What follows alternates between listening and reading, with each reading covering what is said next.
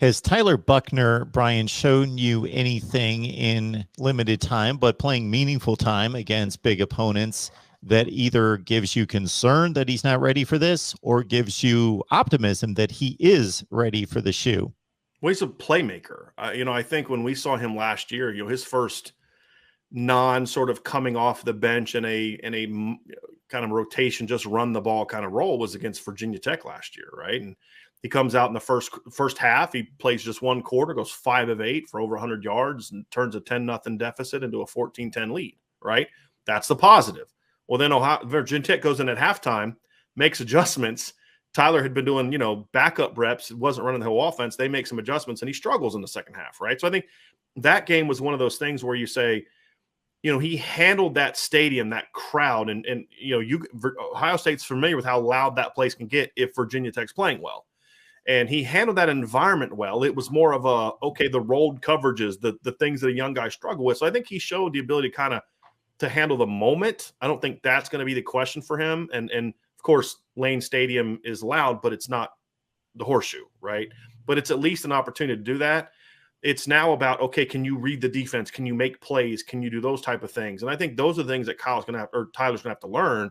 But the good thing is when you have a young quarterback that can make the dynamic plays that he can make with his legs, it eliminates some of that need to always be processing information. Because it's like if he's struggling, hey, just go call a couple runs and let him do something there to maybe slow down that pass rush, or maybe to mix up the coverages or whatever the case may be. And I think that's something that I think Tommy Rees is going to have in his back pocket to say, look, if we need to get him comfortable, we can always do a couple read zones or some quick RPOs to let him get into the mix and get him into the flow. And hopefully you're able to run the football. I think that's going to be the big thing is Notre Dame's ability to get Tyler Buckner comfortable in that game is going to have a lot more to do with what you do with your big guys up front against Ohio State. Notre Dame didn't run the ball very well last year. Ohio State didn't stop the run very well last year. Well, they've both got new leadership, right? Notre Dame's got Harry Heastan now. Ohio State's got Jim Knowles. How will those two teams adapt? I think that's going to be the question. But Notre Dame's going to have to run the ball to take that pressure off Tyler Buckner. But the nice thing for him is he can be part of that running aspect. I think I was told by someone at Notre Dame that they averaged like 8 yards a carry last year on inside zone with Tyler Buckner in the game, because you have to respect his ability to pull it and run it. And, we'll see how Ohio State's going to be able to handle that. And we'll see if Notre Dame can block it up and get him free and design ways to get him in some matchups where he can take advantage of that athleticism.